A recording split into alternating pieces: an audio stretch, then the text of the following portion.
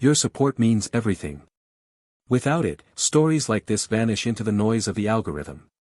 So if you believe in moments where arrogance meets its reckoning, take a second, like, comment, and subscribe before this one disappears from your feed forever.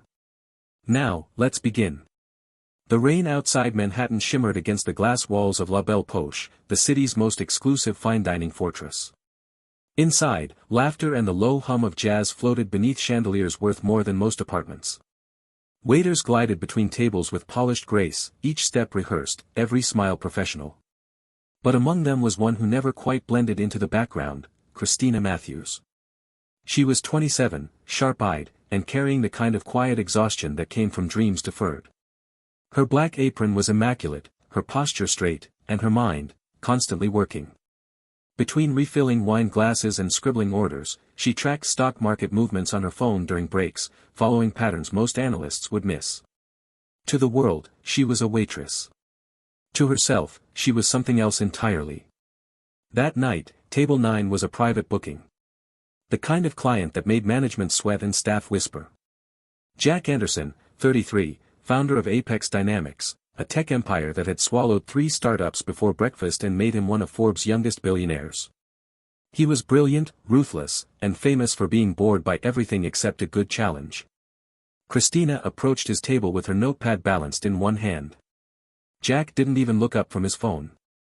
"I'll have the financial advice with a side of sparkling water," he said flatly, a smirk tugging at his lips. She paused, pen hovering midair. "I'm sorry, sir," she said with practiced politeness. "That item isn't on our menu." Her voice was calm, her tone clipped, but her eyes? Her eyes didn't flinch. Jack finally glanced up. For a fraction of a second, the billionaire who'd intimidated CEOs froze. The waitress standing before him wasn't flustered or meek. Her gaze was steady, intelligent, evaluating him, not serving him. "It was a joke," he said, leaning back. "But since you mentioned it, where would you invest $1 million in today's market?" It was meant to be a punchline. Something to amuse himself with before dessert. But Christina didn't laugh. 40% in emerging market ETFs focused on sustainable energy, she said without hesitation. 30% in undervalued mid-cap growth stocks. 20% in municipal bonds for tax advantages. 10% liquid for short-term acquisitions. The words left her mouth like the click of a loaded chamber. Jack's smirk vanished. He lowered his phone. "That's surprisingly specific," he said slowly. "Did you memorize that from a YouTube video?" "No," she said simply. "Just an opinion." Then she straightened her notepad. "Now, about your actual order." He blinked, still processing the precision of her answer. "Wait," he said. "Explain the emerging market rationale." She exhaled through her nose. "I have other tables waiting." "They can wait," he said, signaling to the maitre d'. "Pierre, I'm borrowing your waitress for 5 minutes." Pierre's polite smile didn't reach his eyes. "Of course, Mr. Anderson. Take all the time you need." Christina shot her manager a look of disbelief, but she sat down reluctantly across from Jack. "This is highly inappropriate," she said under her breath. "So was your investment analysis," Jack countered. "Now I'm curious. Why sustainable energy?" She folded her hands. "Because the global demand curve for green infrastructure is outpacing every legacy sector. Energy storage, solar grids, even lithium production, all undervalued because investors chase the obvious instead of the inevitable." Jack tilted his head. "And the municipal bonds?" "Because the market's correction phase will hit corporate sectors harder. Government-backed securities hedge that risk." For the first time that evening, Jack Anderson wasn't in control of the conversation. He was listening. "You studied finance," he said finally. "Where?" "Columbia," she replied. "Then NYU for a graduate certificate I never finished." "Why not?" She adjusted the silverware in front of her, avoiding his eyes. "Life happened." Jack smiled faintly. "You're full of mystery, Ms. Matthews." "Not mystery," she said quietly. "Just rent." Something about the answer lingered in his mind. Jack was used to people performing for him, flattery, fear, admiration. But this woman gave him none of it. Her answers were surgical, not sentimental. When their conversation ended, Christina excused herself and returned to her duties, pretending the encounter hadn't rattled her. But it had. Because for a brief, dangerous moment, she'd felt like the person she used to be. And Jack couldn't stop watching her. Later that night, long after the last table cleared, Christina lingered by the counter, counting her tips. She should have been happy, her section had done well, but her mind replayed the conversation. She had slipped. She'd spoken like her old self. The self she'd buried 3 years ago.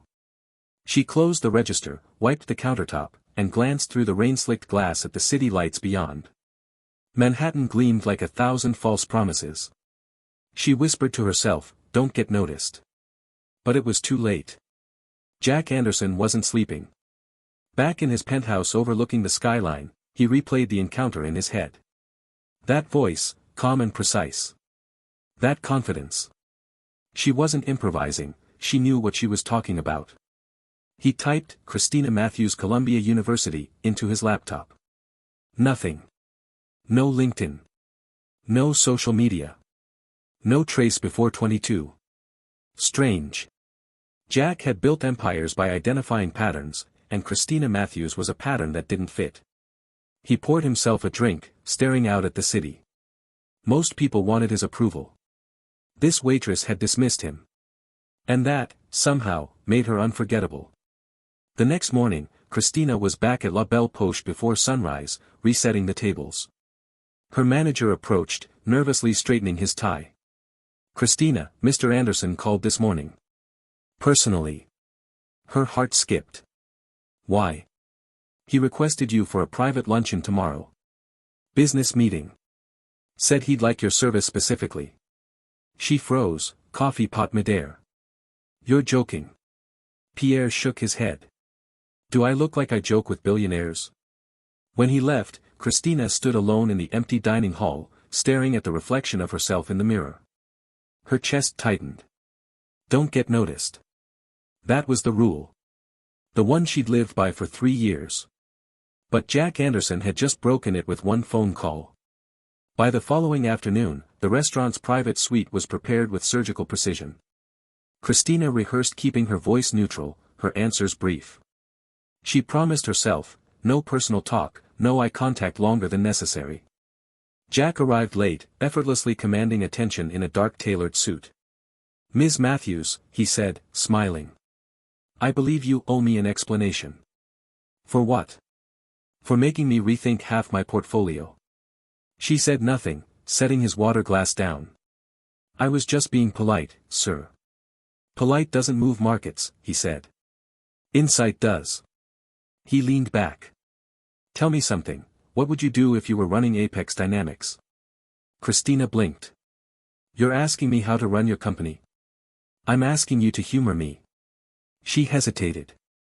"Then, I'd divest from short-term acquisitions. Your capital's too tied to quarterly performance. You're sacrificing long-term innovation for short-term optics. Shift 10% of your liquidity into sustainable R&D, partner with startups before they become competitors." Jack laughed softly. "You really don't hold back, do you?" "I'm not paid to flatter you," she said. "I'm paid to serve your lunch." He studied her face. "You should be paid a lot more than that." Her throat tightened. "That's not funny." It wasn't a joke. Silence fell between them, thick, electric, dangerous. Then she straightened, breaking the spell. "If that's all, sir, I have other customers waiting." Jack nodded slowly. "For now." That night, Christina went home to her tiny apartment in Queens. The wallpaper peeled at the corners. Her textbooks from another life, finance, data modeling, ethics and trading, gathered dust on a single shelf. She poured a cup of tea, sat by the window, and stared into the city's glow. Her phone buzzed. A message from an unknown number, "Dinner. Tomorrow. Same place. Not as your customer, as your potential employer. J.A." Christina's fingers trembled. Her pulse quickened. She typed, "I'm not interested." Then deleted it. After a long moment, she wrote instead, "I'll think about it." And somewhere across the city, the billionaire who thought he'd seen everything smiled. Because he had just found the one person who could outthink him, and she didn't even know how dangerous that made her. Sometimes, Christina whispered to herself before turning off the light, you can't outrun the person you used to be. The city kept shining. The storm outside had ended, but something far more powerful had begun. Morning light spilled through the glass facade of Apex Tower like liquid gold. 58 floors above the chaos of Wall Street, Jack Anderson stood in his corner office with a view that stretched across the city he ruled. But for the first time in years, he wasn't thinking about numbers, or profits, or the next merger. He was thinking about a waitress. Christina Matthews. Columbia. NYU. Brilliant, guarded, and infuriatingly composed. He'd spent half the night running her name through every database he had access to, both legitimate and not. But it was like searching for a ghost. No records before 22, no traceable family, no prior addresses. Just, nothing. As though she had stepped into existence out of thin air. He had built his empire on spotting patterns others missed. And Christina Matthews didn't fit any pattern he knew. When his assistant, Lauren, stepped in with his schedule, Jack barely glanced at it. Cancel the 11 o'clock, he said. And the lunch with Hayworth. Lauren blinked. Sir, that's the hedge fund acquisition. I'm aware. Reschedule. She hesitated, sensing the unspoken rule in his tone, don't ask why. When the door closed, Jack exhaled slowly, a smirk flickering across his lips. He couldn't remember the last time someone had genuinely surprised him. He intended to find out how a woman like Christina ended up carrying trays instead of running companies. At La Belle Poche, the rhythm of the day was the same, until it wasn't. Christina's shift started with routine banter and the steady clinking of dishes. But her chest felt heavier than usual. She'd read the message from Jack twice that morning before deleting it, but the words still echoed in her head, not as your customer, as your potential employer. She wanted to believe it was just curiosity. Billionaires were used to toying with people for amusement. Yet something about the way he'd looked at her last night, like he was studying her, not as a waitress, but as a problem to solve, unsettled her more than the arrogance. Table 12, Matthews, Pierre called, sliding a folded note across the counter. She frowned. What's this? Delivery for you. Messenger came from Apex Tower. Her blood ran cold. Inside the envelope was a simple business card embossed in silver, Jack Anderson, CEO, Apex Dynamics. Beneath it, a handwritten line in clean cursive, one conversation. That's all I'm asking. She exhaled sharply, crushing the note in her fist. Unbelievable. But she didn't throw it away. That evening, curiosity won. She stood outside Apex Tower, dwarfed by the glass and steel monolith that seemed to pierce the clouds. Security guards watched her approach, eyes flicking to the visitor badge she clutched nervously. Inside, the elevator ride felt endless. By the time the doors opened onto the executive floor, her pulse was hammering. The receptionist smiled professionally. Ms. Matthews? Mr. Anderson is expecting you. Expecting her. She almost turned back right then. But Jack was already standing by the window when she entered. He turned, a ghost of a smile on his face. You came. I told myself I wouldn't, she said. Then I told myself I'd regret it if I didn't. That's a good instinct. It's how I built this company. She crossed her arms. If this is about another joke, I'm leaving. He shook his head. This isn't a joke. Sit. Reluctantly, she did. Jack studied her for a moment. Your analysis yesterday, it wasn't textbook. It was instinctive. You see the market differently. I want to know why. Why does it matter? Because you were right, he said. And because I don't hire luck. She hesitated, her pulse quickening. You're offering me a job. On a trial basis. Consultant. Flexible hours, generous pay. He slid a folder across the table. I want your take on this acquisition. She opened the file, charts, valuations, projections. Within seconds, her brain came alive, snapping into old patterns she thought she'd buried. She skimmed, flipped, and frowned. You're overpaying by at least 30%, she murmured. Their assets are inflated. They're hiding bad debt behind shell subsidiaries. Jack leaned forward, intrigued. Show me. Christina traced her finger down a column of numbers. See here, deferred revenue from their Q3 filings doesn't align with their cash flow statements. Someone's cooking the books. Jack's eyes widened slightly. You spotted that in 2 minutes. It's obvious if you know where to look. Most analysts don't. I'm not most analysts, she said quietly. The air between them shifted. He could see it now, the sharpness, the buried confidence, the faint shadow of someone who once lived and breathed high finance.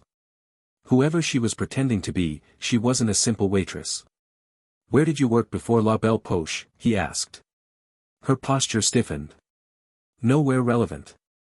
Try me. I already told you, I was a student. Jack leaned back. Christina, I've seen people bluff through balance sheets. You don't bluff. You've done this before. Her jaw tightened.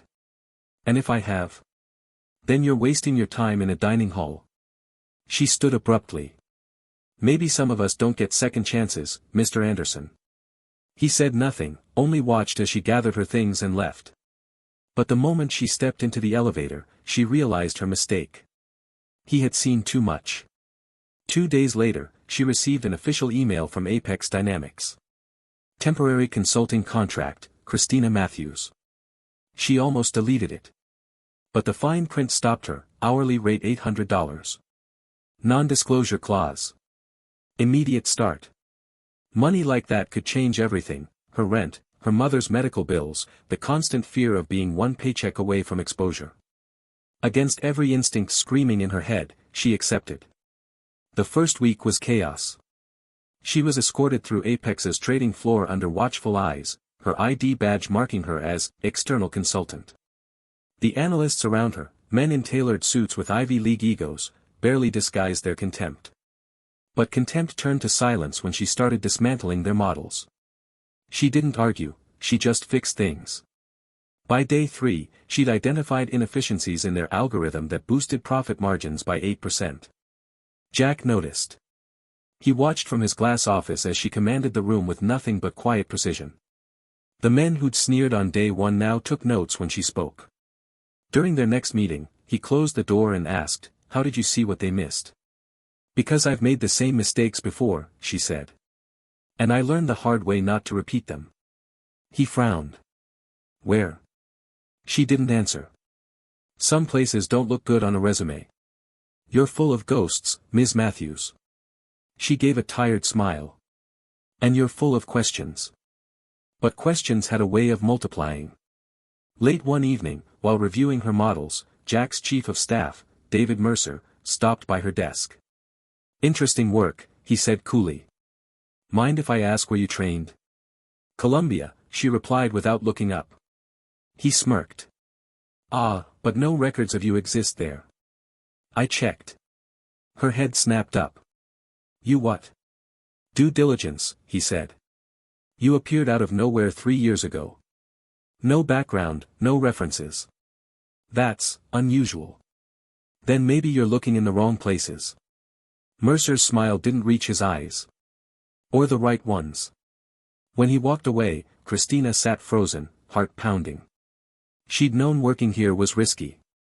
But if Mercer dug deeper, if he found Elena Wright's name, it would all be over.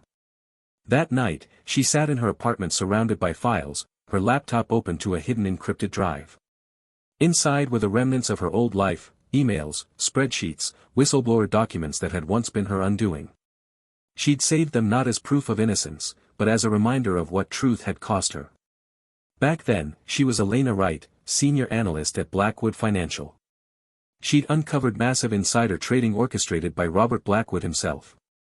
She reported it internally, believing justice still mattered. Instead, they turned on her.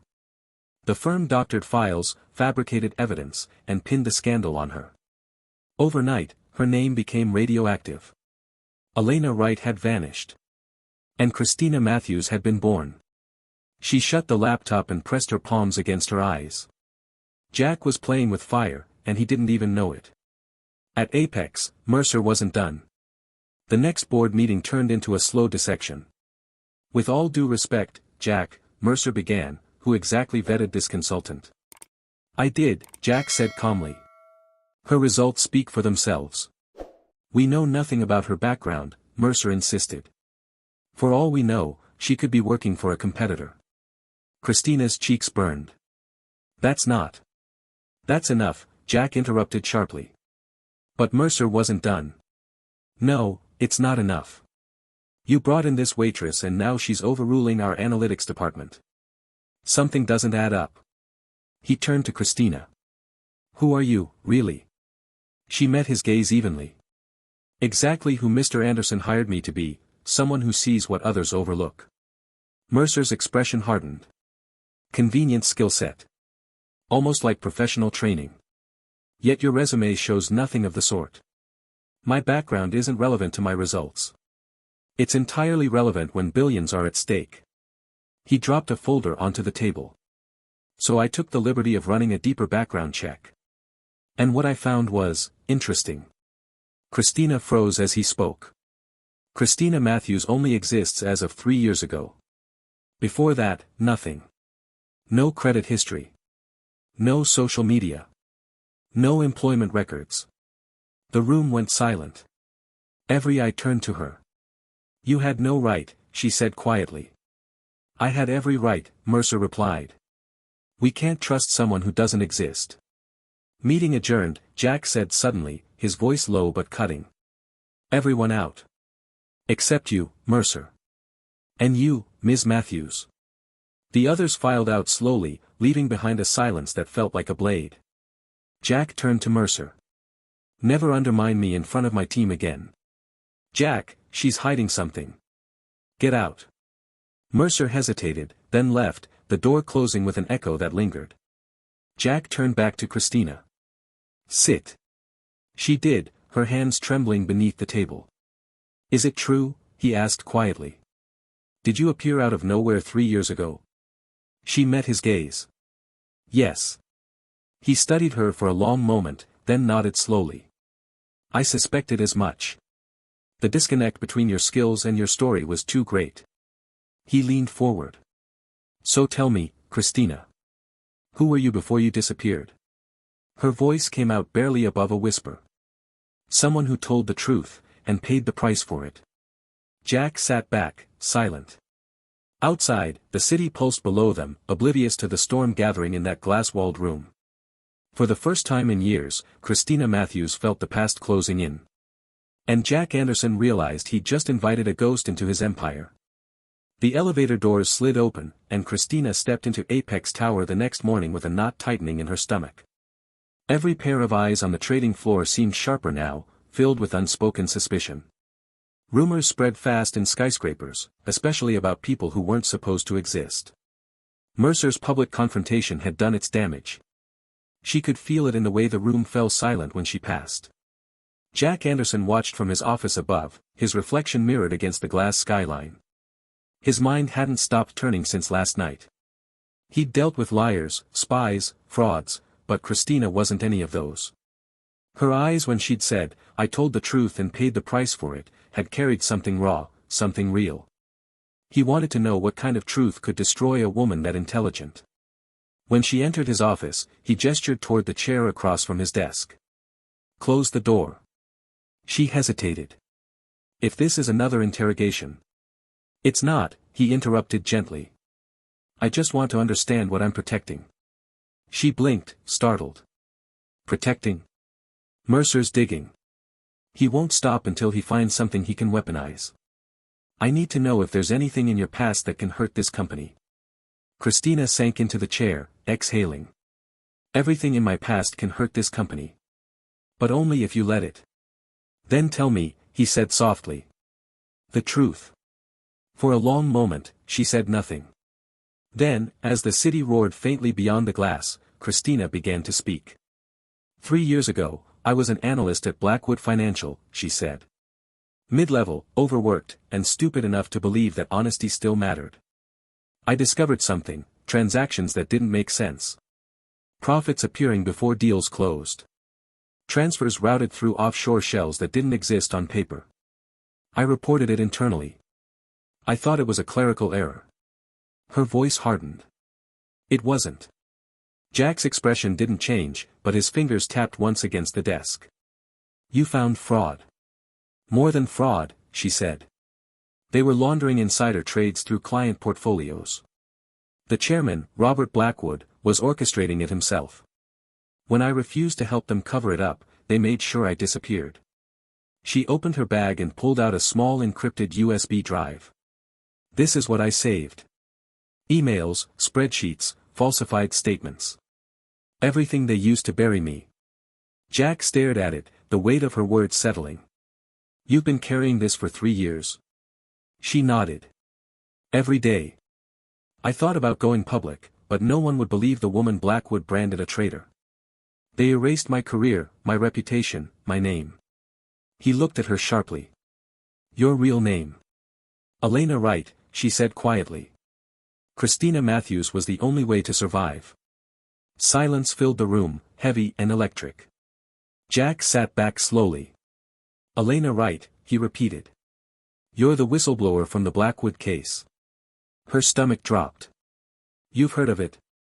Everyone in finance has. It was one of the biggest internal scandals of the decade. But the story was buried before it ever reached court. Because they controlled the narrative, she said bitterly. They paid off regulators, destroyed evidence, and turned the firm's PR department into an execution squad. I lost everything, my career, my family, even my passport. You can't win against men like that. Jack's voice was quiet. Maybe not alone. She looked up. What are you saying? I'm saying you've got something they didn't count on. Proof, and someone with resources to use it. He leaned forward. If we expose Blackwood, the fallout will be seismic.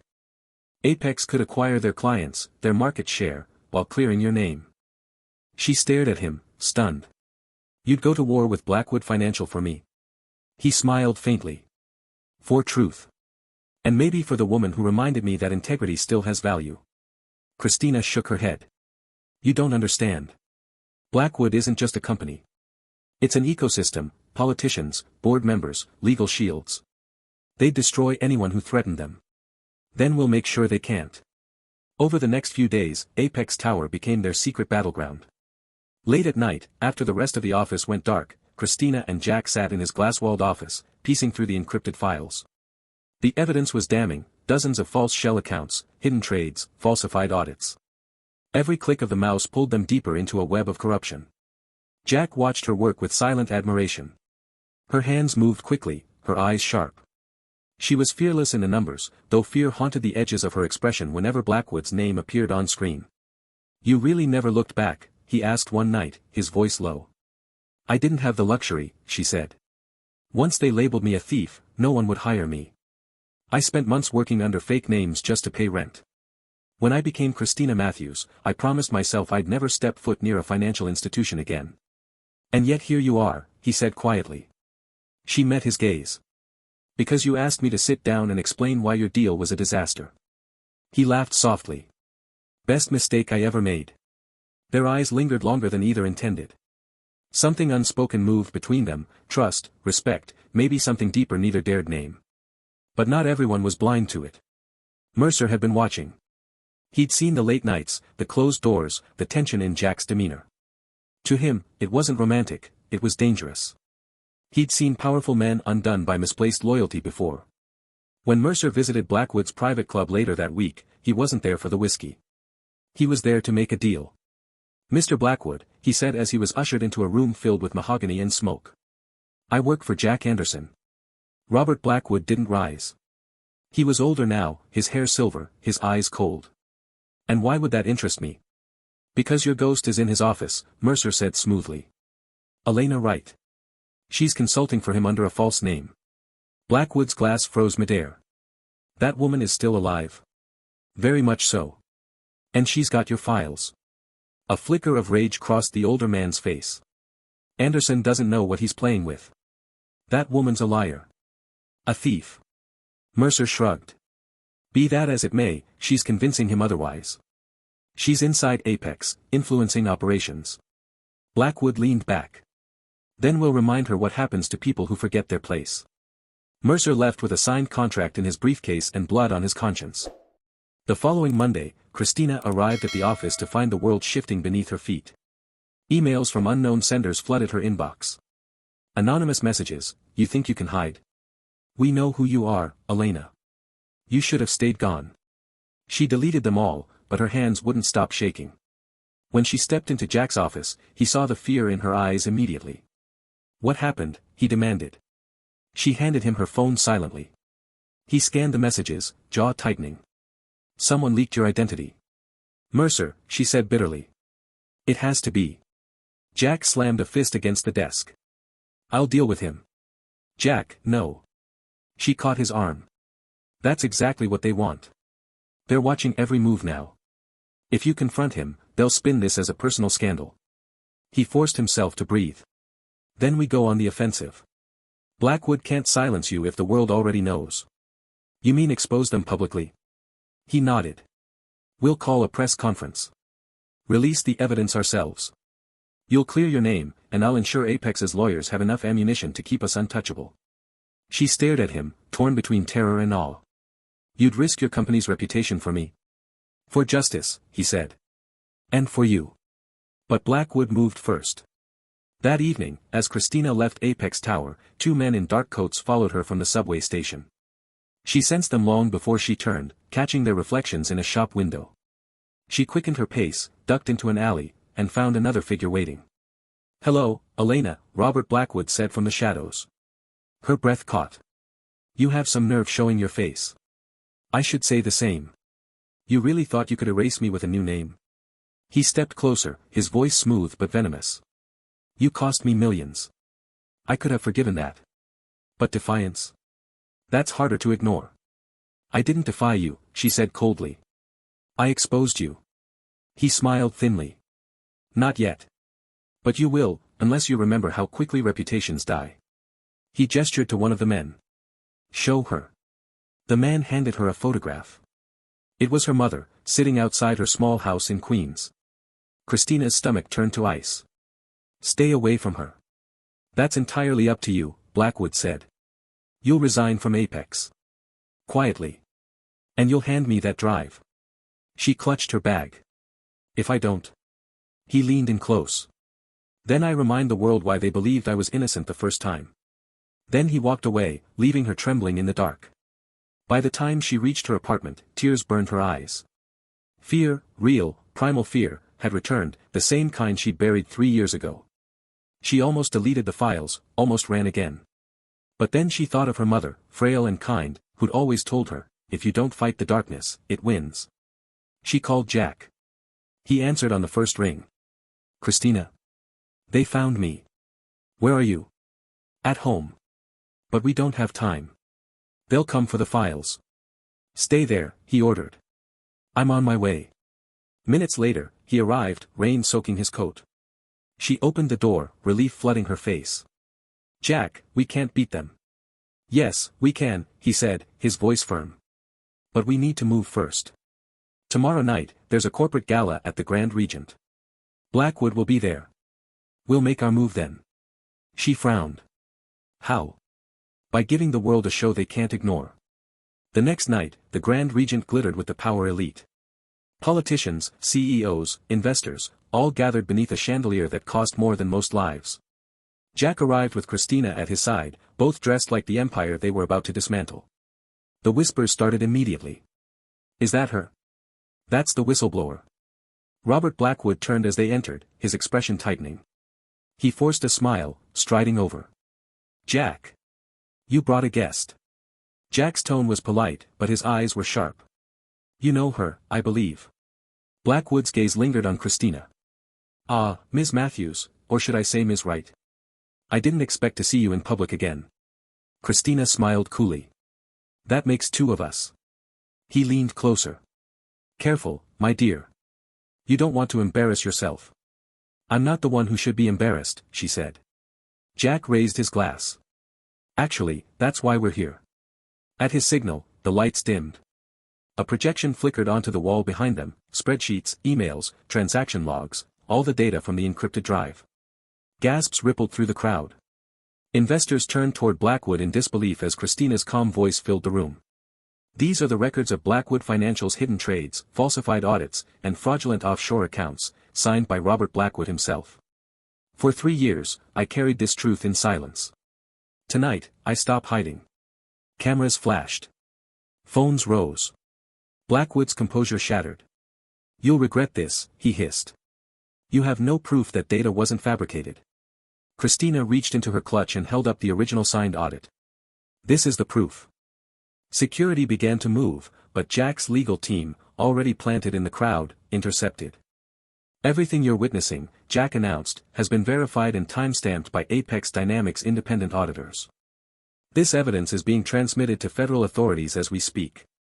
Blackwood lunged forward, red-faced. You think this makes you a hero? You'll go down with me. Christina's voice was steady. Maybe.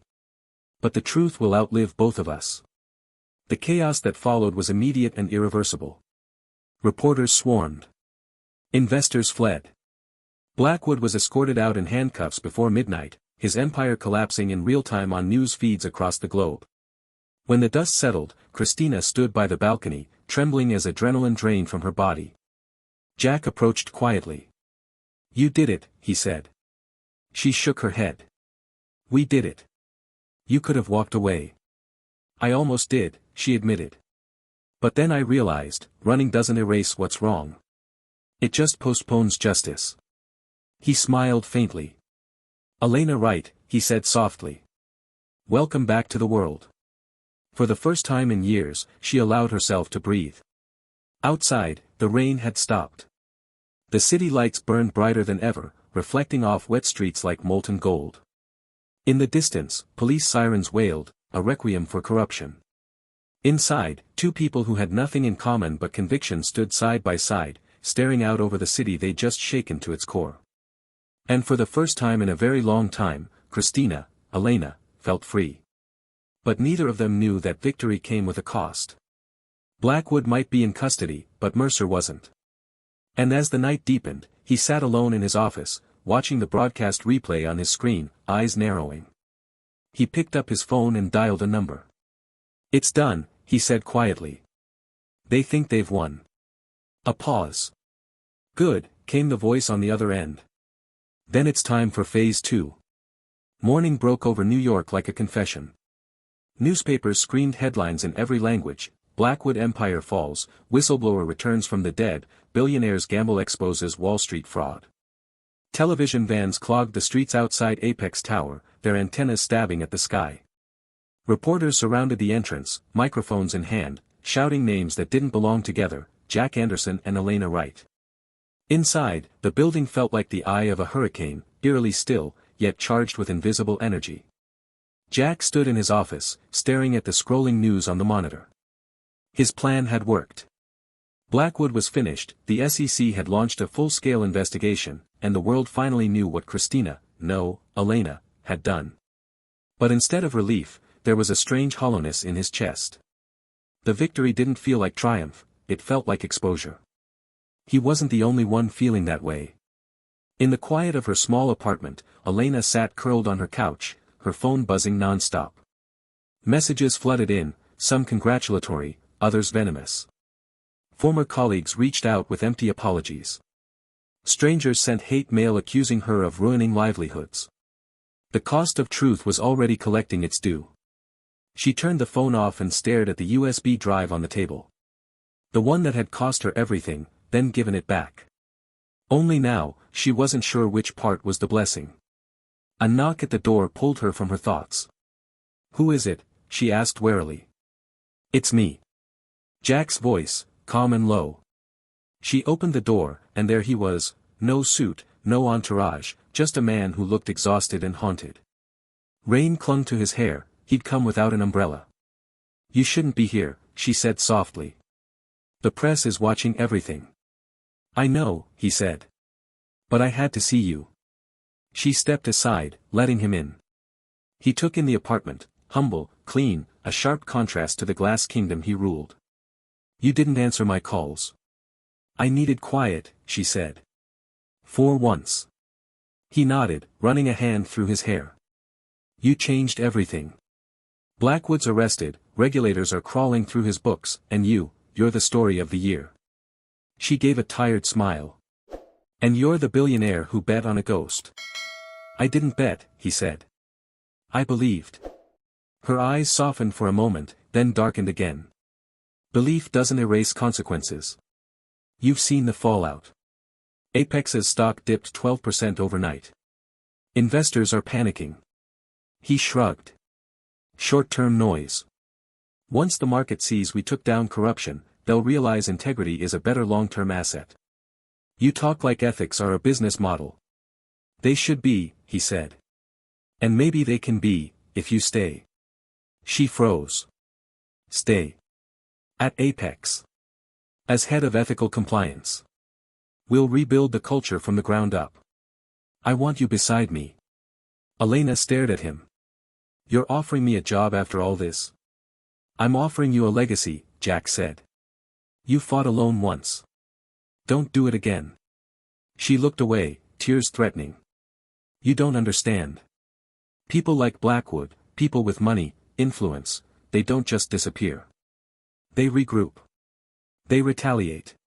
Jack stepped closer. Then let them. We'll face it together. While the city celebrated Blackwood's downfall, darker things brewed in silence. In a downtown penthouse, David Mercer sat across from two men in tailored suits, representatives of Blackwood's shadow investors. Robert's in custody, one said.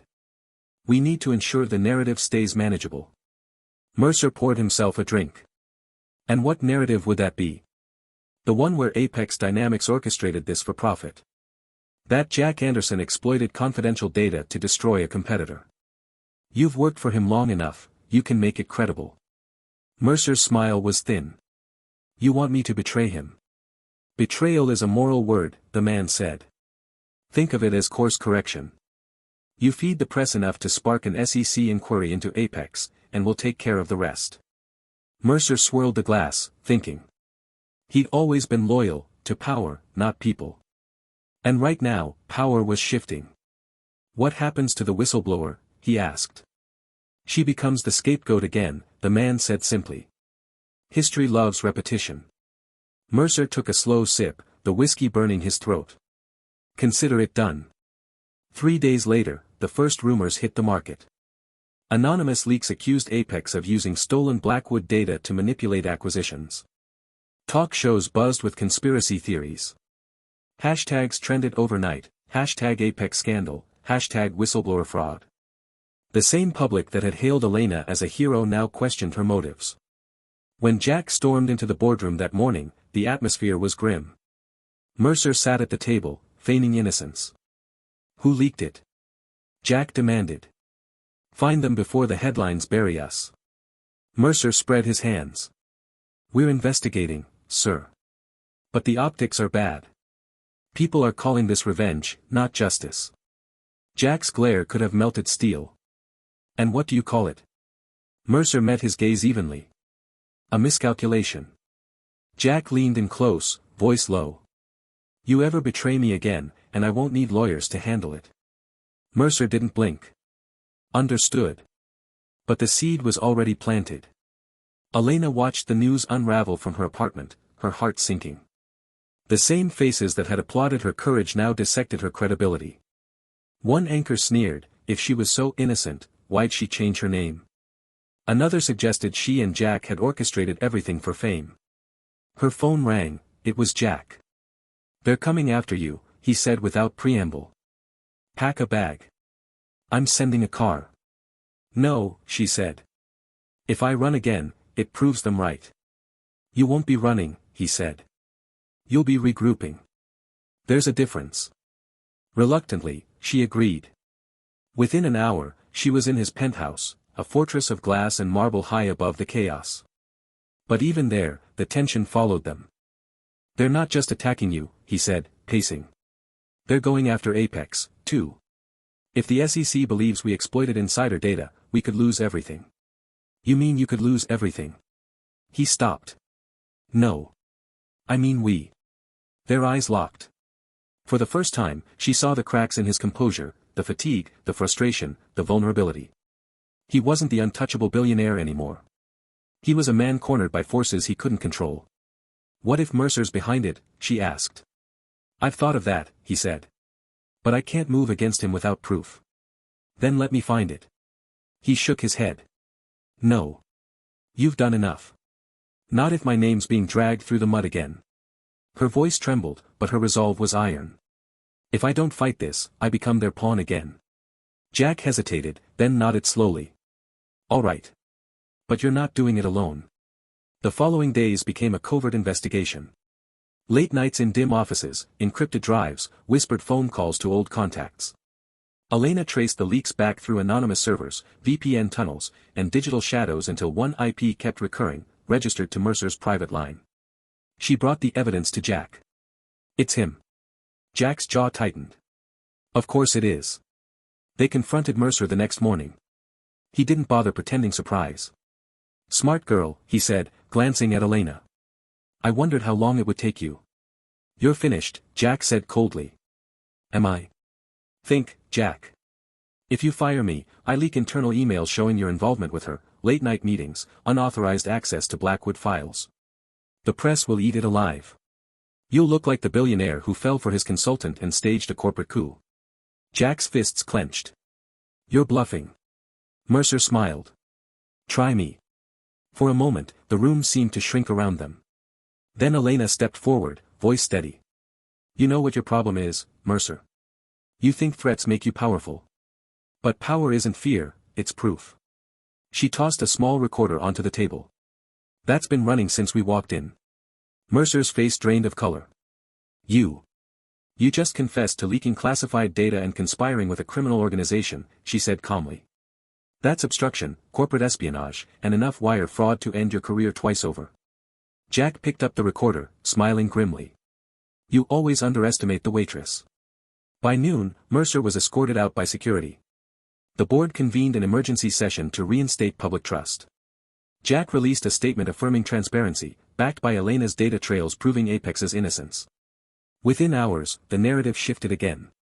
Hashtags changed, hashtag whistleblower wins, hashtag justice for Elena, hashtag Mercer exposed. But the victory, though sweet, left them both shaken.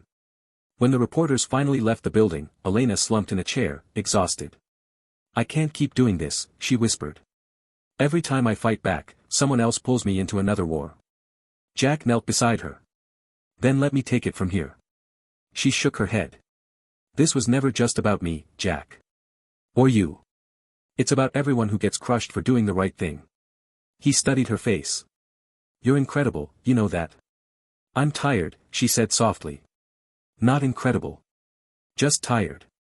Then rest, he said. You've earned it. Weeks passed. Investigations wrapped. Blackwood's empire collapsed entirely, its assets seized by regulators. Mercer faced criminal charges and vanished from headlines as quickly as he'd created them. The chaos gave way to calm. Elena returned to work at Apex, but this time, not as a consultant. Her nameplate outside the corner office read Elena Wright, Chief Ethics Officer. The irony wasn't lost on her. She had once been erased for telling the truth. Now, she was being paid to defend it. Jack visited her office often, under the guise of business. Their dynamic had shifted, less tension, more quiet understanding. The attraction was still there, but it was tempered by something deeper, mutual respect. One evening, as the sun bled gold over the skyline, he found her still working. You know, most people leave when the lights go out, he said. She smiled faintly. Most people haven't had to rebuild their reputation from scratch. He leaned against the doorway. You did more than rebuild. You redefined what survival looks like. Survival's easy, she said. It's the living afterward that's hard. He stepped closer. You think you can live now? She looked up at him, eyes softer than he'd ever seen. I think I finally can. He smiled. Then maybe it's time we both stop surviving. She raised an eyebrow. And started what, exactly? He hesitated, then offered his hand. Something new. Whatever that means. For a long moment, neither moved. Then she took his hand. Months later, Apex Dynamics stood as a symbol of reform. Media outlets hailed it as the company that chose conscience over profit. New graduates quoted Elena's story in their business ethics classes. And while she avoided interviews, her quiet influence reshaped corporate culture across the industry. But some nights, when she walked home past the glow of news screens flashing her name, she still thought about the cost. Justice, after all, was never free. On one such night, she found Jack waiting at the cafe near her apartment. No suits, no pretense, just two people who had been through the fire together. He raised his cup. To the ghosts that built us. She laughed softly. And to the fools who believed in them. They sat in silence for a while, watching the city breathe around them. The rain began again, gentle this time, not the storm it once was. Elena, he said quietly, if you could go back, would you change anything? She thought about it, the sleepless nights, the humiliation, the exile, the fight. No, she said finally. Because every lie they told built the woman who told the truth. Jack nodded slowly. Then here's to the truth. He reached across the table, and she met his hand halfway. The city moved on. The headlines faded. But somewhere in the noise, one story endured, the story of a waitress who wasn't a waitress, a billionaire who learned humility, and a truth that refused to die.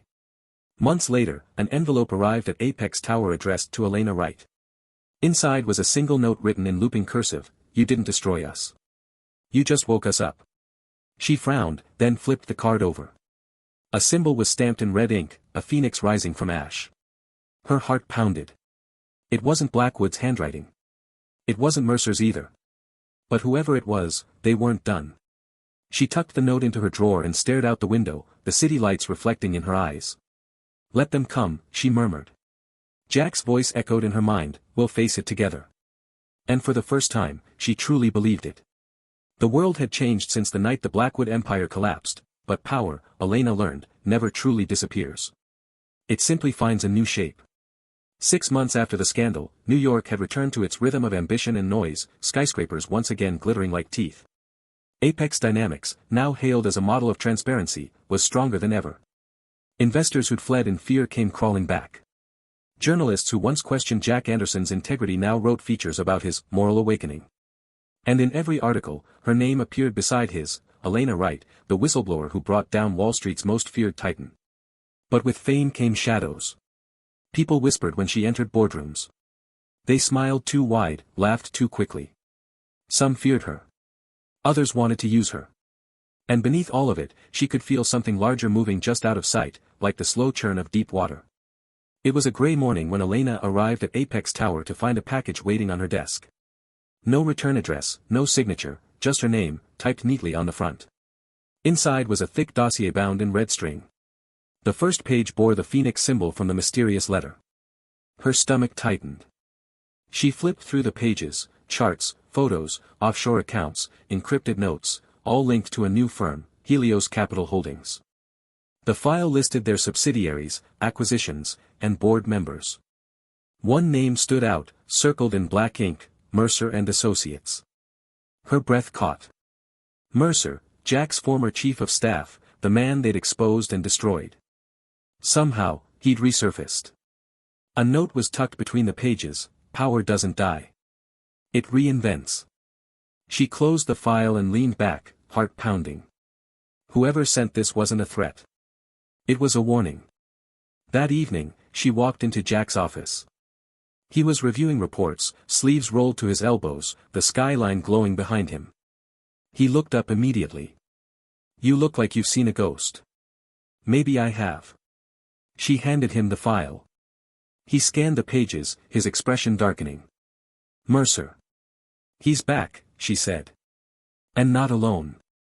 Helios Capital's been quietly buying controlling interests in half a dozen tech subsidiaries.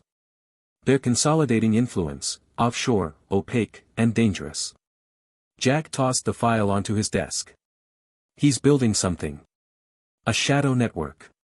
He's building leverage, she said. The phoenix symbol, the same one from the letter I got. It's a message. Someone wants us to know this isn't over. Jack leaned back, rubbing his temples. I knew Mercer wouldn't just vanish. Men like him don't fade, they regroup. Elena crossed her arms. So what do we do? He met her eyes. We dig. Quietly. No press, no leaks. If Mercer wants to rise from the ashes, we'll be there to put him back in them. Over the following weeks, they worked in secret. Late nights in dim offices, code words exchanged over encrypted channels. Elena called in favors from whistleblowers she'd once mentored. Jack leveraged private investigators. What they uncovered made even him uneasy. Helios wasn't just a financial network, it was a shell conglomerate masking illegal tech acquisitions, data laundering, and political influence. Mercer had become the face of a growing corporate insurgency, one that operated behind the veneer of innovation funds. And his target was clear: Apex Dynamics. "They're setting us up," Elena said one night, pacing in Jack's penthouse. "Leaking stories that Apex undercut smaller firms. Buying up our suppliers, rerouting contracts, planting false compliance violations." Jack nodded grimly. Classic destabilization strategy. Erode credibility, then strike. "They're going to use me again," she said bitterly. "I can feel it." The story writes itself, whistleblower switches sides. Jack looked at her for a long moment. "Then we control the story before they do." She stopped pacing. "How?" "By forcing them into the light. Mercer's counting on anonymity. We'll take that away." The plan was risky. They couldn't accuse Helios publicly without proof, and any move too aggressive could trigger market panic. But Jack was done playing defense. Together, they built a trap, a strategic merger announcement that would expose Helios' hidden connections. Apex would announce a partnership with Novatech Solutions, a mid-size AI firm that Helios had secretly acquired through intermediaries. The press release would force Helios to either reveal ownership or commit fraud by denying it. It was elegant. Dangerous. And it worked, too well. 2 days after the announcement, the financial world exploded again. News broke that Helios Capital's shell companies were under investigation for insider trading. Stock prices plummeted. But the victory was short-lived. That night, Jack's private server was breached. Files disappeared. Confidential Apex contracts were leaked online. Media outlets received anonymous documents accusing Apex of tax evasion and data manipulation, false, but believable enough to ignite outrage. Within hours, #ApexCorrupt trended worldwide. Jack slammed his laptop shut and cursed. "They hit us first." Elena stood frozen by the window. "They wanted you to strike. They baited the merger." He turned to her. "No, they wanted you. Look." He opened the leaked documents. Every fake email, every doctored message, each one used her name. Elena Wright, authorizing fraudulent data transfers, approving shell deals. The digital forgeries were flawless. Her knees nearly gave out. "They're destroying me again." "Not if we move fast," Jack said. "I'll call my legal team." "Jack, stop." Her voice trembled. "The public doesn't care about legal truth. They care about narrative. Last time, I barely survived. I can't go through that again." He stepped closer. "You're not alone this time." She looked up at him, eyes wide. "Promise me that. Promise you won't leave when this gets ugly." He didn't hesitate. "I'm not leaving." The following week was a siege. Reporters camped outside their offices. Investors demanded answers. Apex's board panicked. And behind the noise, Mercer was pulling strings, whispering into ears, planting stories, turning allies into doubters. Jack called an emergency board meeting. When he entered, the tension was palpable. "Jack," one director began, "these allegations, if even half are true." "They're not," Jack cut in. "And we can prove it." Another director frowned. "The SEC doesn't care about intent. If Wright falsified documentation." "She didn't," Jack snapped. "Helios did.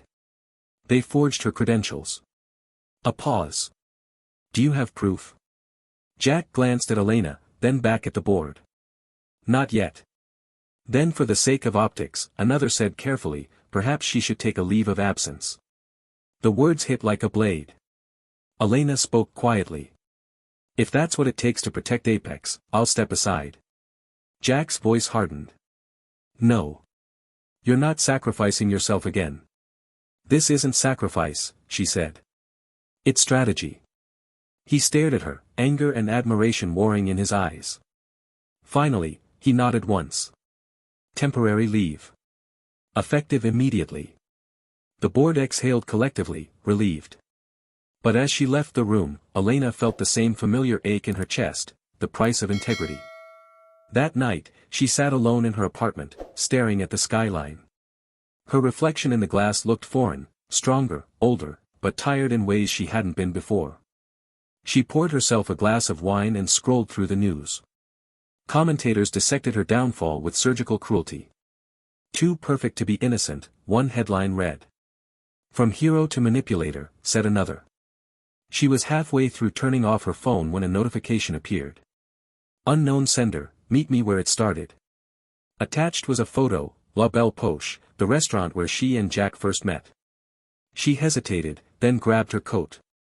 La Belle Poche hadn't changed, the same polished marble, the same golden light. But tonight, it was empty except for one man seated at the corner table. Mercer, she said coldly. He looked up, smiling faintly. You always did like full circles. What do you want?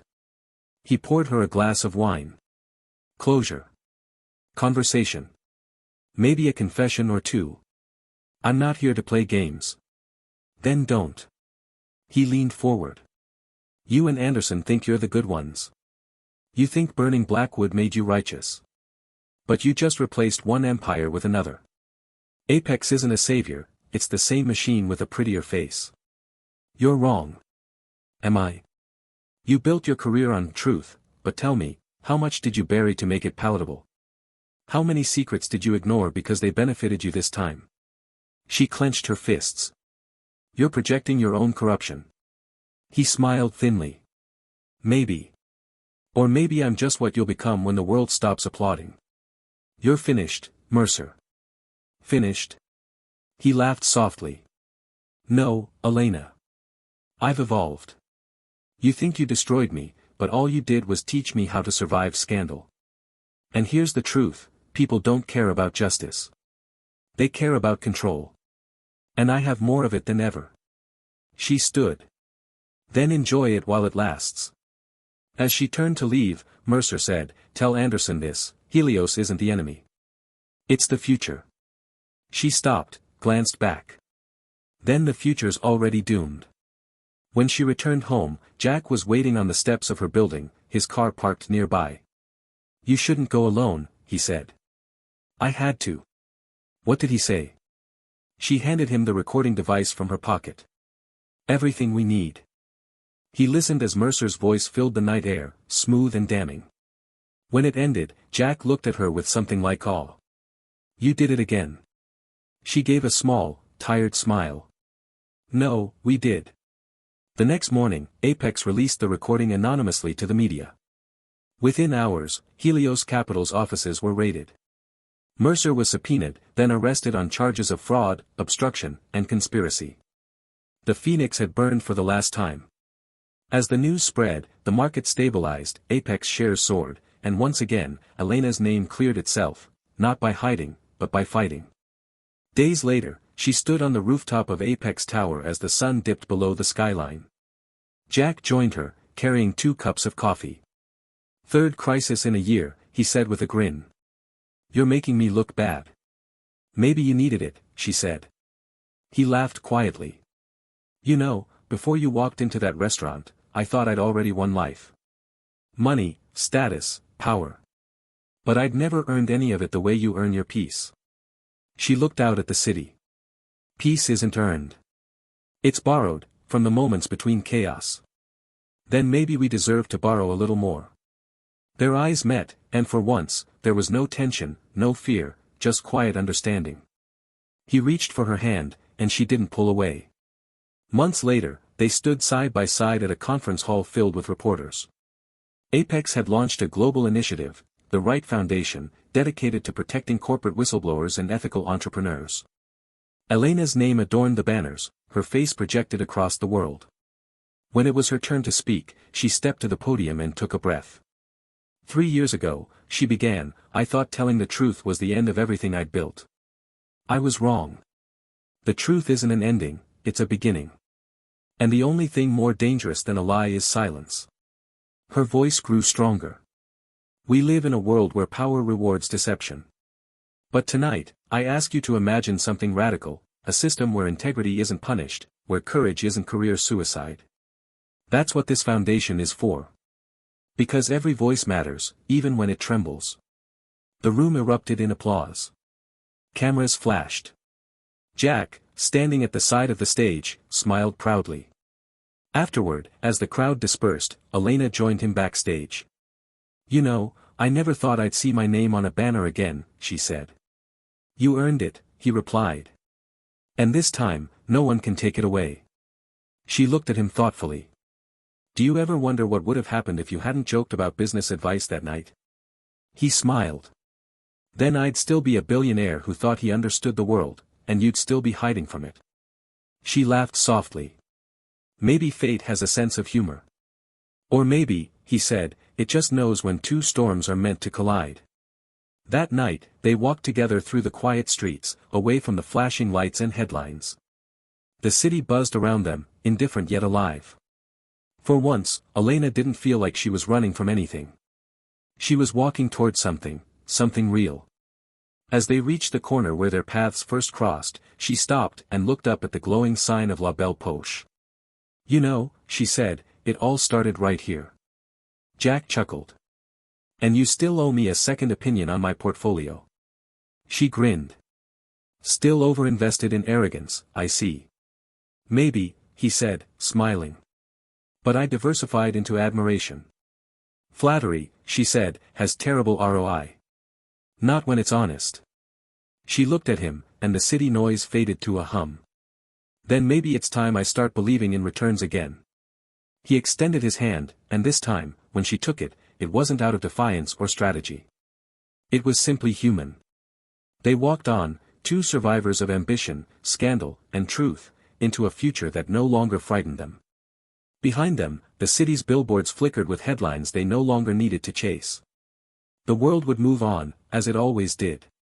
But somewhere in the endless churn of commerce and chaos, their story remained, a reminder that even in the darkest corners of power, integrity could still find a voice.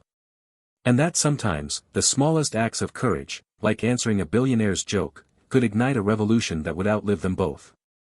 The night sky above Manhattan was alive with light, an endless constellation of human ambition. But beneath the glow, in places where truth rarely reached, something darker was taking shape. It had been nearly a year since the downfall of Helios Capital and David Mercer's arrest. Apex Dynamics thrived. Elena Wright and Jack Anderson had become synonymous with corporate reform. Their foundation was global now, dozens of whistleblowers protected, companies transformed, governments pressured to adopt new transparency laws. The world had crowned them as icons of integrity. But in power's highest echelons, there were always those who preferred the shadows. It started with whispers, rumors that Helios Capital's liquidation wasn't complete. That a new consortium had purchased its remaining assets under anonymous offshore names. The rumor reached Jack through an old contact in Singapore: the Phoenix Collective has returned. When he told Elena, she went still. "Phoenix," she murmured. "The same symbol from the letter and the Helios files." He nodded grimly. "They're not just a company. They're an ideology. A network that thrives on resurrection, buying the ruins of fallen empires and rebuilding them under new masks." Then Mercer wasn't the head, she realized. He was the decoy. Jack met her gaze. "Exactly. We cut off one head of the Hydra.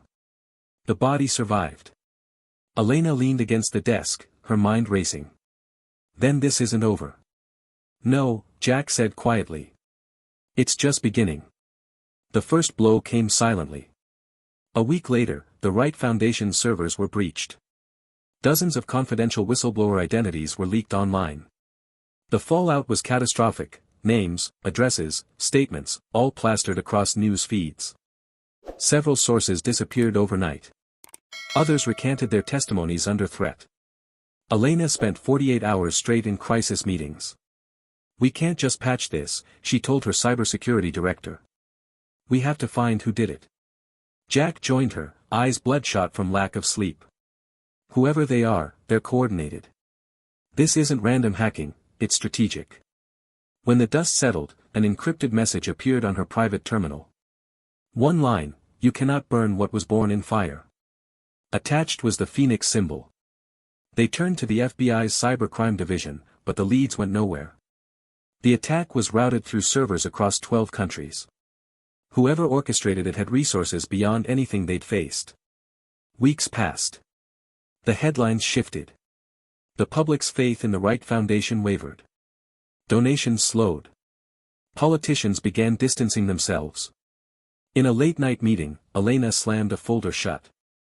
"We can't play defense anymore. We have to go to them." Jack frowned. "Go where? We don't even know who they are." "Yes, we do," she said quietly, opening a map of global shell companies. "Look, these subsidiaries, these offshore accounts. They all trace back to the same pattern. Southeast Asia. Private energy deals. And this, Phoenix Resources, just acquired a mining company in Myanmar once owned by Helios." Jack's eyes narrowed. "You think that's their hub?" "I think it's their rebirth." He exhaled. "Then we take the fight to them." 3 weeks later, they were on a plane to Singapore, officially for a trade summit, unofficially to infiltrate Phoenix's network. It wasn't the first time Jack had played corporate spy, but it was the first time Elena joined him. Gone was the waitress who once took orders, in her place stood a strategist who could dismantle empires with a pen. At the summit, the atmosphere buzzed with power. Billionaires, ministers, and magnates mingled under chandeliers. Jack and Elena moved through the crowd like shadows. "Phoenix Resources has a booth near the end," he murmured. "Their CEO's name is listed as Victor Hale." She smirked. "Fake." "Almost certainly." When they reached the booth, they were greeted by a man in his 40s, impeccably dressed, silver-tongued, the kind of executive who exuded charm like perfume. "Mr. Anderson," he said smoothly. "An honor." "And Ms. Wright." "The reformer herself." Jack's smile didn't reach his eyes. "Small world." "Smaller when you build it," Hale replied. "I believe we have mutual interests." Elena crossed her arms. "You mean Helios?" He chuckled. "That's such an ugly name for such a beautiful failure. The world misunderstood what we were building." "And what's that?" she asked. "Freedom," he said. "From governments. From oversight. From morality. The market should be pure, self-regulating, self-rewarding. You and Anderson polluted it with conscience." Her voice was steady. "You call corruption freedom?" He smiled faintly. "I call it evolution." Jack stepped closer. "And I call it treason against humanity." Hale's gaze hardened. "Careful, Jack. You might find your empire less stable than you think. The Phoenix burns everything in its path, including those who light the match." He walked away, leaving behind the faint scent of arrogance and threat. That night, in their hotel suite, Elena couldn't sleep. She stood by the window, watching ships drift across the bay. "He's not bluffing," she said quietly. "They're going to strike again." Jack joined her. "Then we'll strike first." "How?" He picked up her laptop and opened the stolen files she'd smuggled from Phoenix's booth. "Their entire operation relies on cryptocurrency laundering through resource contracts. If we expose the blockchain trail, the whole system collapses. But it'll also collapse dozens of legitimate companies." He looked at her. "Sometimes you can't purify a river without stirring the silt." She hesitated, then nodded. "Then let's stir." For the next month, they operated like insurgents. From Singapore to Dubai to Zurich, they traced Phoenix's money through offshore nodes, shell firms, and digital vaults. Each discovery led to another layer of deception. And with every step, the danger grew. One night, returning from a meeting with a compromised banker, they found their car's brakes tampered with. Another morning, Elena woke to find her apartment door ajar, her files untouched, but a single feather lay on her desk.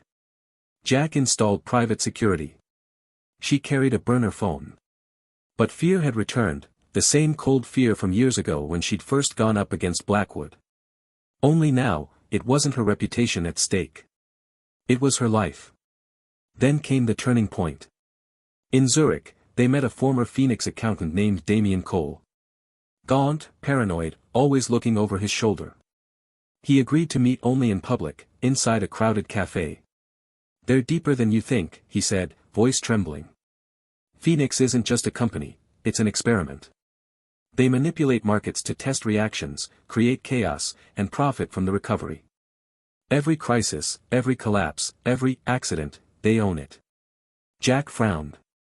"Who's behind it?" Cole shook his head. "I don't know. No one does. They call them the architects. I only dealt with the lieutenants. Hale, Mercer, a few others. But the architects, they built the system to survive any destruction. Even their own." Elena leaned forward. "Can you prove it?" Cole slid a flash drive across the table. "Everything I could take before they found out. Names. Accounts. Payments to political figures. Even your foundation, Ms. Wright." Her blood ran cold. "What?" He nodded. "They funneled donations through proxies. You've been funding your enemy." Jack swore under his breath. "We need to verify this." But before Cole could answer, a sound cut through the cafe, glass shattering, then chaos. A motorcycle roared past the window. Gunfire. Jack dove across the table, pulling Elena down as bullets tore through the walls. When the noise stopped, Cole was slumped forward, a crimson bloom spreading across his shirt. The flash drive lay between them, slick with blood. Elena stared at it, shaking. "They killed him." Jack grabbed her hand. "We have to move. Now." They fled Zurich that night under new names, the flash drive hidden in Elena's coat lining. By dawn, news broke that Damien Cole had died in an armed robbery. No suspects identified. In a safe house outside Geneva, Elena plugged the drive into an offline computer. The data was staggering: billions in transactions, encrypted contracts, political kickbacks, military funding routes. Phoenix wasn't just financial corruption, it was global control. Jack stared at the screen.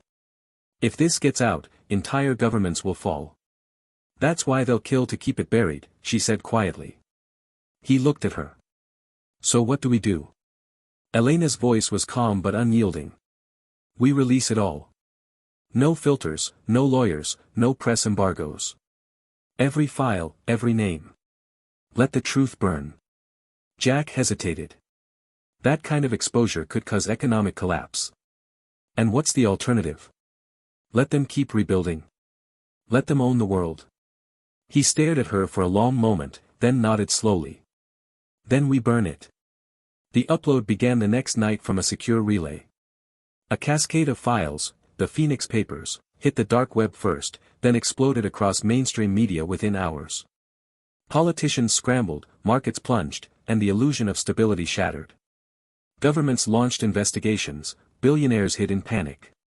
Jack and Elena watched from the safe house, silent. When the final file uploaded, she whispered, "It's done." He exhaled slowly. "No." It started. The backlash was immediate.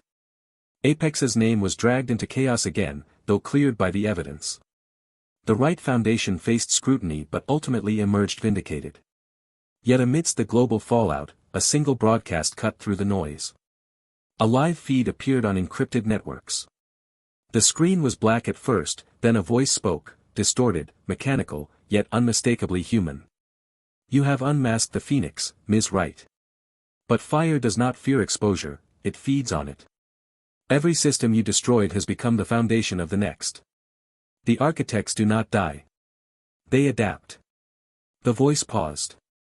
"You believed you fought corruption. You were fighting evolution." The feed cut to static, then ended. Elena's hands trembled. "They're still out there." Jack stood beside her, jaw tight. "Then so are we." Months later, the world was still unraveling. Arrests were made across continents. Anonymous whistleblowers leaked more evidence.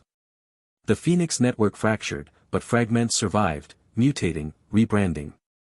Governments used the chaos to tighten surveillance laws.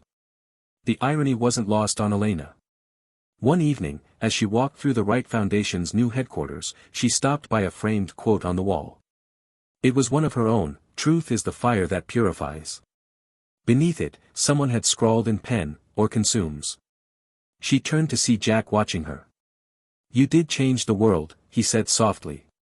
She smiled faintly. "I'm not sure it was for the better." "It's better than the lie." She looked out the window at the city, half in light, half in shadow. "Maybe that's the truth, Jack. There is no final victory. Just the next fight." He nodded. "Then we'll fight it together." That night, she returned home to find another envelope on her doorstep. No address. No name. Inside was a photograph, her speaking at the foundation, taken from above. Written on the back, in elegant ink, "Every fire leaves embers." And beneath it, the symbol of the phoenix.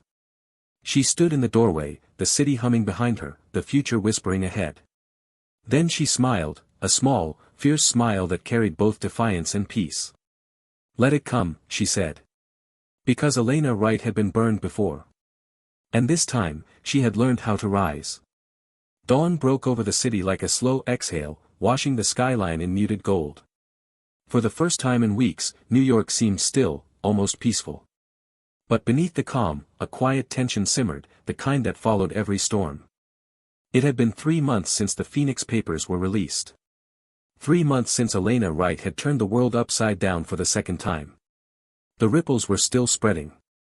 Governments had collapsed, corporations had burned, and for the first time in modern history, the public had seen the architecture of corruption laid bare. Yet, for Elena, the victory felt heavier than defeat. She stood in her office at the Wright Foundation, the morning sunlight pouring across the floor. News anchors spoke softly from a muted television, words like accountability, reform, unrest filling the air. She had spent years fighting for truth, but now, she wasn't sure anyone could handle it. The door opened quietly. Jack entered, holding 2 coffees. "You've been up all night again." "Habit," she said with a faint smile. He handed her the cup. "You should sleep. The board meeting can wait."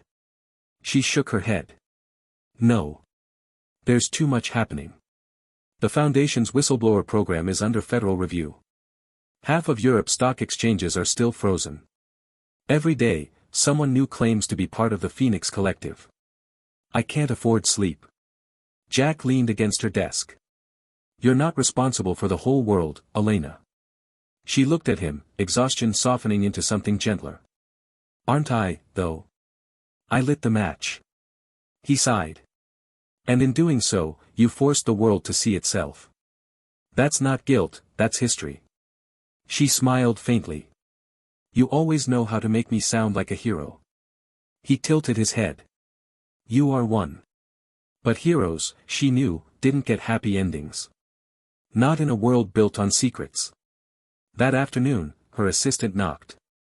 "There's someone here to see you," he said. "He says it's urgent." Elena frowned. "Who?" He wouldn't give his name. "Said to tell you he's a friend from Zurich." Her breath caught. Zurich. The name brought back blood and smoke, the day Damien Cole died. "Send him in," she said quietly. The man who entered was older, dressed in a plain coat, face lined with fatigue. His accent was faintly European. "Ms. Wright," he said. "You don't know me, but I worked for Damien Cole. Before he left us." Elena stood.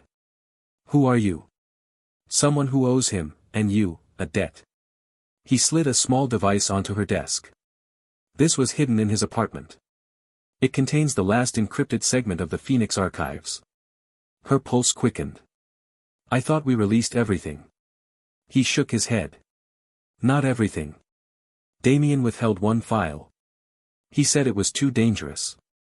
The names on it weren't just billionaires or politicians. They were the architects."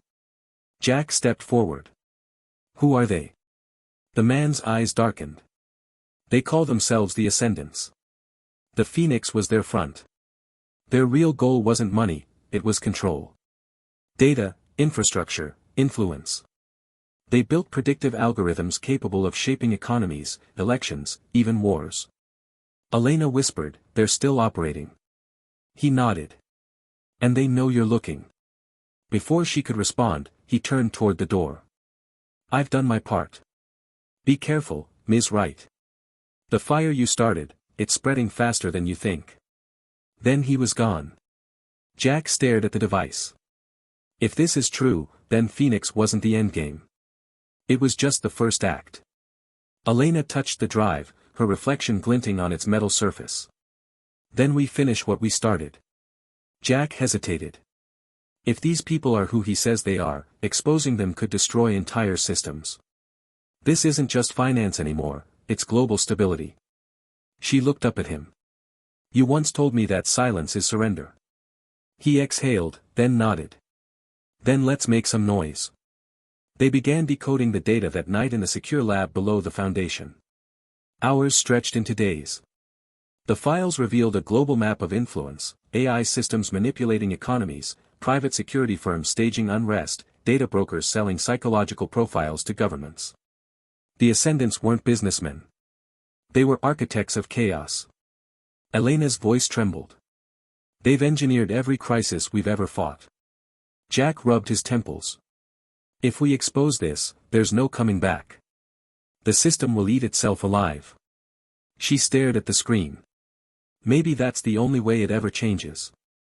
Before she could continue, the monitors flickered. Lines of code began rewriting themselves. A message appeared in red text. Stop digging, Ms. Wright. The lights went out. For several seconds, the room was silent except for the hum of emergency power. Jack's voice cut through the dark. Backup server. Elena grabbed a flashlight. They found us. Disconnect the drive. Too late. The screens burst back to life. A video feed appeared, a silhouette, face obscured by shadow. You've done well, Ms. Wright, the voice said. But every truth you reveal becomes another tool for us. Chaos breeds opportunity. You can't win against evolution. Elena's voice was steady. Who are you? We are what remains when conscience burns out. The feed cut. The drive ejected itself and melted in smoke. Jack yanked the cable free. They're inside everything. Elena stared at the smoldering remains. Then we build something they can't corrupt. In the following weeks, Elena launched a new initiative, Project Ember. Its goal wasn't to expose, it was to educate. Decentralized systems, open access data, public transparency networks. If corruption thrived in secrecy, she would drown it in light. Critics called her naive. Others called her dangerous. But millions joined her cause. One night, as she stood on the roof of Apex Tower, Jack joined her, wind ruffling his coat. You know, you could walk away. No one would blame you. She smiled faintly. Walk away from what? The truth? He stepped closer. From the burden. She looked out over the city. Truth isn't a burden. It's a fire. You either tend it, or it consumes you. He studied her profile, illuminated by the city lights. And which one are you? She turned to him, eyes steady. I'm the match. Months passed. The world shifted again, quietly this time. Project Ember spread across continents. Governments began adopting open-source oversight models. The Phoenix name faded from headlines, replaced by movements inspired by Elena's rebellion. People called it the Age of Illumination. But she knew better. Every light cast a shadow. One evening, after a long conference in Geneva, Elena and Jack walked along the lake. The water reflected the moonlight like silver glass. You ever think about what comes next? Jack asked. Always, she said. But maybe for once, it doesn't scare me. He smiled.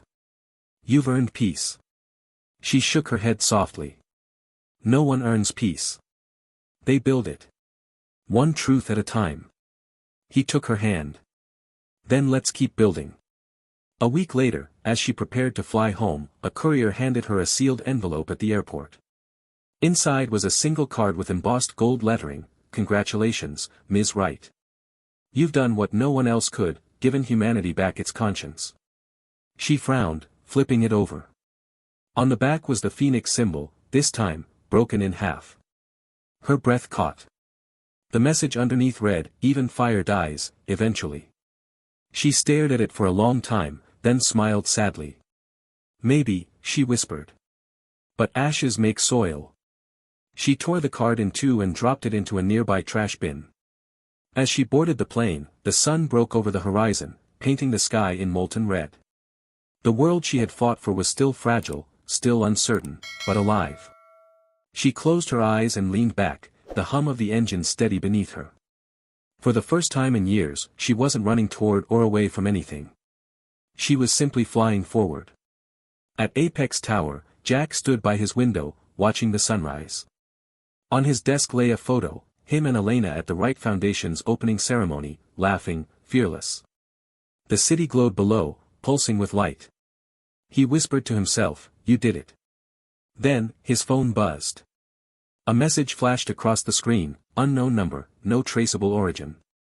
It contained one image, a single ember glowing in darkness. Beneath it, 2 words. "Still burning."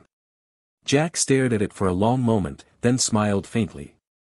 "Good," he said. "Let it burn." He turned back to the window as the city awakened, a world reborn from the ashes of its own deceit. And somewhere, unseen, a spark waited. Because truth, like fire, never truly dies. It only waits to be reignited.